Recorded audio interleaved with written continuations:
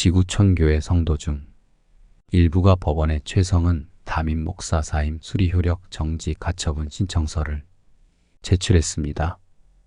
채권자는 이명으로 신청서를 제출했고요. 채무자는 기독교 한국침례회 지구촌교회로 명시되었습니다.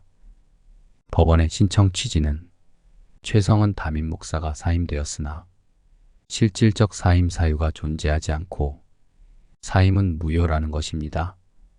무엇보다 최성은 담임 목사가 사임 수리 과정에서 협박을 당했고요. 글로벌 미니스트리 재정 400억 원 자산을 교회로 귀속시키면서 반발하는 영구 재직들이 위기, 재산 이전에 대한 반발했다는 것입니다. 이번 법적 소송은 최성은 담임 목사를 졸속 사임 처리시킨 결과라고 할 수 있는데요. 이를 주도한 목지회, 그리고 목지실장을 겨누고 있습니다. 실제로 승소하면 지구촌교회는 다른 담임을 청빙하는 것이 무산될 수 있습니다. 이동원 목사님이 발언한 대로 지구촌교회 출신 담임들 4명이 와도 무효 처리가 될 수 있습니다. 게다가 경기대 체프를 건축하는 것도 어려워질 수 있습니다. 지구촌교회 한 성도는 이런 말을 했습니다. 사임 절차가 불법적이었다고 생각됩니다. 다만 최성은 목사의 행위는 정당했느냐 하면 그것은 아닙니다.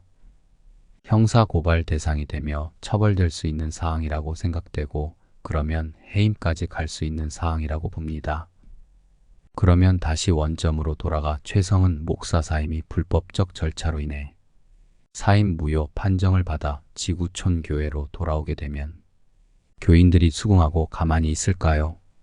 아마 형사고발과 함께 다시 한번 정당한 절차를 거쳐 사임이 아닌 해임 절차를 밟게 될 것입니다.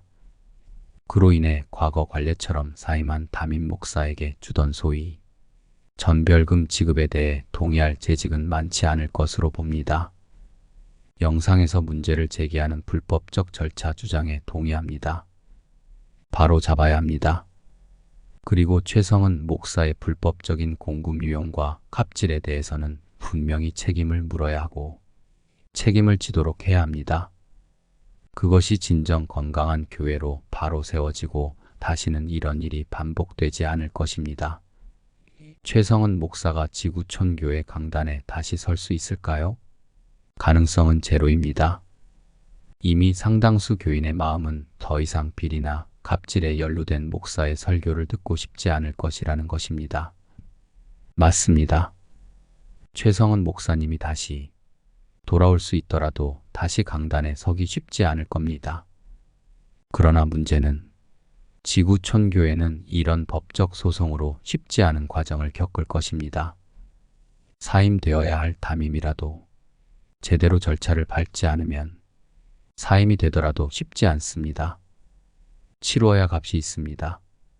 여러분은 어떻게 생각하시나요?